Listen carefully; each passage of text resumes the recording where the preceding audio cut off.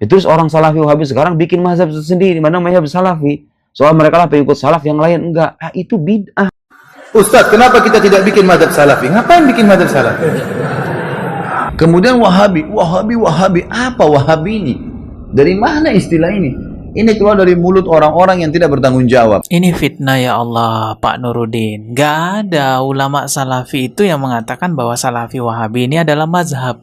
Siapa? Coba sebutin namanya. Siapa ulama Salafi yang mengatakan bahwa Salafi Wahabi itu mazhab? Gak ada. Saya akan tampilkan video penjelasan dari ulama besar di Mesir yang menjelaskan siapa sebenarnya Wahabi. Apa sebenarnya Wahabi itu? Sengaja saya ngambil penjelasan dari ulama Mesir. Nanti kalau saya ngambil penjelasan dari ulama Saudi, malah bilang, wah itu kan satu kolam juga dengan mereka. Makanya penjelasannya begini begitu. Enggak nih ya. Kita ambil penjelasan dari ulama besar di Mesir, yaitu Syekh Profesor Dr. Yusuf Al-Qaradawi. ليس هناك يعني مذهب وهابي ولا عقيدة وهابية.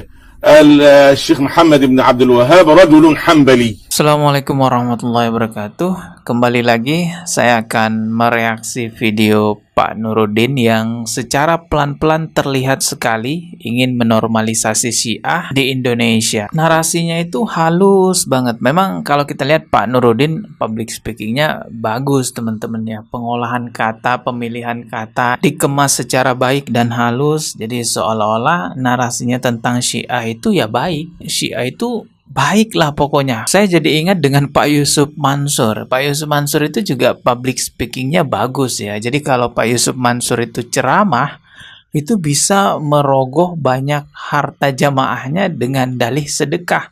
Motor, cincin, kalung, semuanya diserahkan kepada Pak Yusuf Mansur ya dengan dalih sedekah. Ibu-ibu yang sudah bawa cincinnya, udah bawa gelangnya, udah bawa kalungnya, udah bawa antingnya, nggak usah dibawa pulang, copot sekarang ya. Bapak-bapak yang sudah membawa motor, nggak usah dibawa pulang. Emangnya nggak bosan ente pakai motor melulu? Bosan dong, ilmunya sudah ada. Kalau kita ngasih motor, paling kagak kita dapat Kijang tahun 2000, paling kagak kita dapat Xenia dah, ya tahun 2000, paling kagak itu, paling kagak. Motor berapa dijual? 7 juta, kalau dikali 10, 70. La ilaha illallah Muhammadur Rasulullah. Nggak percaya kafir, nggak percaya kafir. Tidak jadi sedekah motor, bodoh. Ya bodoh dong, hanya menyerahkan malam ini, insya Allah besok atau setelah telatnya. Tergantung husnuzon kita sama Allah, maka mobil itu betul-betul akan turun. Nah itu Pak Yusuf Mansur yang public speakingnya luar biasa ya. Public speaking itu seni berbicara, mengolah kata-kata. Sesuatu yang buruk ya bisa saja terlihat baik. Begitupun juga sebaliknya sebenarnya. Kita punya gagasan yang bagus, tapi kalau kita menyampaikan dengan kata-kata yang buruk, menyampaikan dengan bahasa yang berantakan, gagasan yang baik dari kita itu akan terlihat buruk juga. Nah kembali lagi ke Pak Nuruddin. Saya melihat Pak Nuruddin ini orangnya pandai berkata-kata, pandai berbicara sehingga Syiah yang sudah jelas-jelas buruk bisa terlihat baik dengan penjelasannya Pak Nuruddin. Dan sebaliknya ya, Salafi yang begitu bagus, dakwah sunnah gitu ya, bisa terlihat buruk. Coba kita lihat ya videonya ya. Bahwa posisi utama saya jelas, bahwa saya tidak setuju dengan doktrin-doktrin mendasar dalam ajaran Syiah. Kurang jelas apa itu tulisan? Juga tidak mengamini pandangan keagamaan orang-orang pandangan keagamaan yang kerap didengungkan oleh orang-orang Wahabi. Jadi setuju sama Syiah saya enggak, apalagi sama Wahabi gitu. Tapi kalau disuruh milih nih dua kelompok ini, kira-kira mana ya? Ada yang positif yang lebih banyak. Dulu saya berpandangan ya Syiah itu. Dan emang Wahabi itu secara umum gitu ya. Coba Anda lihat gitu loh. Sumbangsi intelektual mereka dalam pemikiran, dalam filsafat, mengkritik aliran-aliran kontemporer begitu ya, dalam mantik, dalam logika begitu ya, dalam usul fiqih. Lihat tuh orang-orang Syiah, usul fiqihnya. Bahkan Syekh Said Faudah sendiri, ulama besar dalam mazhab Ahlussunnah itu mengakui kekayaan hazanah Syiah dalam bidang ilmu rasional, dalam ilmu usul fiqih, dalam mantik, dalam filsafat begitu ya. Filsafat lagi. Oke, coba kita bedah tadi ya yang disampaikan oleh Pak Nuruddin. Pertama dia mengatakan saya tidak setuju dengan Syiah. Saya juga tidak setuju dengan Salafi Wahabi. Lalu berikutnya dia sampaikan narasi syubhatnya. Tapi kalau disuruh pilih, saya lebih memilih Syiah. Syiah itu sumbangsinya terhadap umat Islam banyak. Filsafatnya bagus, mantiknya bagus, usul fikihnya bagus. Sedangkan Salafi apa? Itu kan semua bahasa-bahasa halus yang disampaikan oleh Pak Nuruddin menormalisasi Syiah di Indonesia. Orang yang nggak paham bisa terkecoh. Padahal faktanya kelompok Syiah ini adalah penyebab kerusakan yang sangat parah terhadap agama Islam. Anda bayangkan di Syiah itu ada akidah menganggap bahwa Al-Quran kurang. Coba, umat Islam mana, kelompok Islam mana yang berani mengatakan Al-Quran kurang, sementara dia ngaku Islam? Umat Islam mana yang berani melegalkan zina dengan dalih nikah mut'ah, mencaci maki istri Rasulullah, mencaci maki para sahabat, dibilangnya itu ibadah? Kelompok sesesat itu dianggap punya banyak sumbangsi terhadap agama Islam. Bilang, oh, mantiknya bagus, filsafatnya bagus, usul fikihnya bagus, sementara pondasi akidah yang paling atasnya aja itu sudah hancur. Jadi bahayanya di situ. Saya ulang lagi nih ya. Di awal Pak Nuruddin kan bilang, saya tidak milih Syiah, saya tidak milih Wahabi. Tapinya inilah lah, memuji-muji Syiah, membenarkan ini dan membenarkan itu, usul fikihnya dibenarkan. Ya inilah cara halusnya Pak Nuruddin untuk memasukkan kefikiran orang bahwa Syiah itu baik. Kan halus banget kan caranya seperti itu. Sementara di sisi lain dia merendahkan, menjelek-jelekan Salafi yang dia sebut-sebut Wahabi. Saya akan tampilkan video penjelasan dari ulama besar di Mesir yang menjelaskan siapa sebenarnya Wahabi, apa sebenarnya Wahabi itu. Sengaja saya ngambil penjelasan dari ulama Mesir. Nanti kalau saya ngambil penjelasan dari ulama Saudi malah bilang, wah itu kan satu kolam juga dengan mereka, makanya penjelasannya begini begitu. Enggak nih ya, kita ambil penjelasan dari ulama besar di Mesir, yaitu Syekh Profesor Dr. Yusuf Al-Qaradawi. Ya, ini semua orang yang menempuh pendidikan di Mesir pasti paham dengan ulama ini. Dan saya yakin Pak Nuruddin pun juga pasti tahu dengan ulama ini. Ya, beliau memang sudah wafat, tapi ilmu-ilmunya masih menjadi rujukan sampai saat ini. Coba dengarkan penjelasan beliau tentang siapa sebenarnya Wahabi. Ya, kalimat Wahabiyin hiya nisbah ila al-Imam Muhammad ibn Abdul Wahhab الذي قام في جزيرة العرب معروف دعوته ودعا إلى التوحيد وحارب الشرك والخرافة ودعا الناس للعودة إلى الكتاب والسنة، وعلى أساس دعوته قامت الدولة السعودية الحديثة. نعم. وهو رجل حنبلي، يعني الحقيقة الناس بيقولوا وهابية ولا ليس هناك يعني مذهب وهابي ولا عقيدة وهابية. الشيخ محمد بن عبد الوهاب رجل حنبلي، فمن كان يعني يحترم المذهب الإمام أحمد بن حنبل فلا بد له أن يحترم محمد بن عبد الوهاب، لأنه لم يخرج عن الحنبلية في شيء.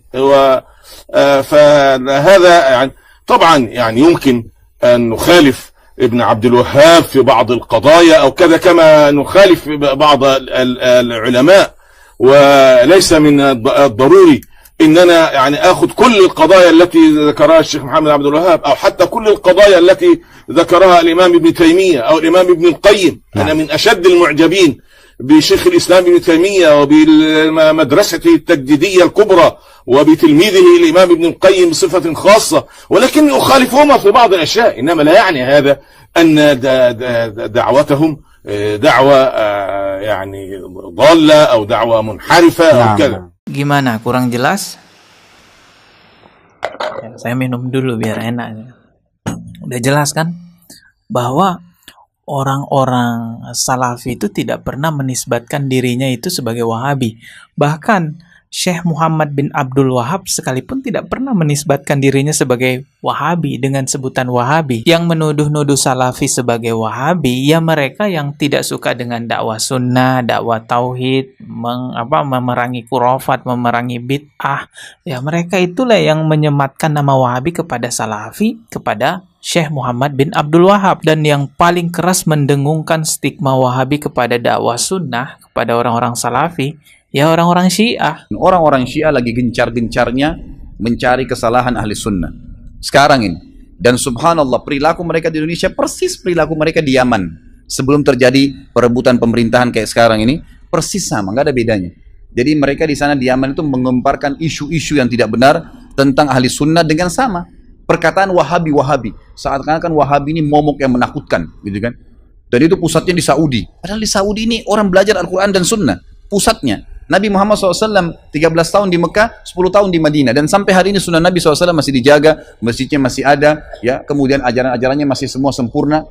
Dari mana kita bisa mempelajari kalau bukan dari tempat lahirnya Nabi dan tempat meninggalnya Nabi SAW? Ulama-ulama Salafi, ulama-ulama Saudi Arabia yang mengelola Masjidil Haram, mengelola Masjidil Nabawi tidak pernah menyematkan bahwa dirinya adalah Wahabi. Bahkan Muhammad bin Abdul Wahab pun tidak pernah mengatakan bahwa dirinya Wahabi. Tidak pernah mendirikan mazhab Salafi Wahabi. Nggak ada itu mazhab Salafi Wahabi. Sahabat Nabi, tabi'in, tabi'ut tabi'in itu gak pernah mempromosikan ini namanya mazhab Salafi. Terus orang Salafi Wahabi sekarang bikin mazhab sendiri, mana mazhab Salafi. Soal mereka lah pengikut Salaf, yang lain enggak. Itu bid'ah kata beliau. Min fil quruni thalatha al-mubarakah al-ula. Lam yakun hadzal indiwa tahta syiarihi liyakhtur minhum ala bal. Gak pernah terpikir tuh di kepala mereka. Mereka yang bikin mazhab namanya Salafiyah. Berarti saudara-saudara kita dari mazhab Salafi Wahabi ini, berarti mereka yang bikin bid'ah. Kalau masalah Salafi Wahabi ini istilah, ya Allah, ini fitnah teman-teman sekalian. Ini fitnah. Salaf itu orang terdahulu. Dikatakan pesantren Salafiyah, pesantren yang dulu, tradisional, gitu kan. Jadi itu pemahaman kembali kepada salaful ummah. Hanya itu. Kemudian Wahabi, apa Wahabi ini?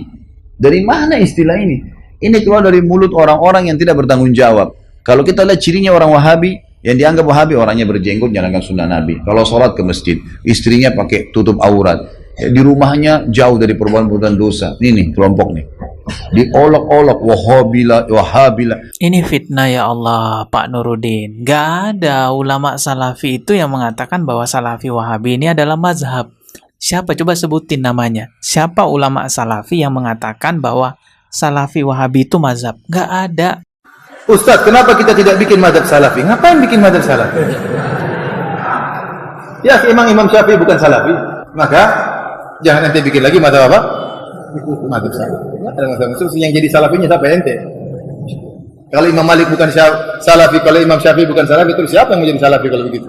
Jelas ya, jadi itu tuduhan, itu fitnah mengatakan bahwa orang Salafi ini bikin mazhab sendiri. Mana ada? Mana ada mereka yang menuduh begitu, teman-teman. Termasuk juga pelebelan Wahabi, itu kan fitnah mereka. Orang-orang yang mendakwakan tauhid, mendakwakan sunnah, mendakwakan agar orang meninggalkan khurafat, agar orang meninggalkan bid'ah, itu dituduh Wahabi. Bahkan ketika kita protes penyimpangannya Mama Gufron sekalipun, ya kita dituduh Wahabi. Oh, nggak ngaji ini.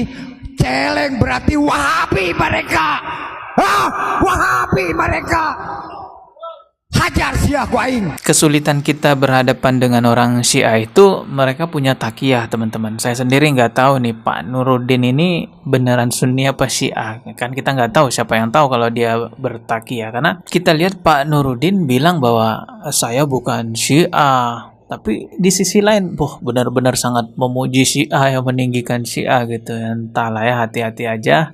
Ya, kembali lagi pada diri kita untuk lebih menggunakan akal kita, lebih menggunakan kecerdasan kita untuk mencermati mana yang baik, mana yang buruk. Oke, ketemu lagi di video berikutnya. Subscribe dan juga loncengnya ditekan sebagai notifikasi. Wassalamualaikum warahmatullahi wabarakatuh.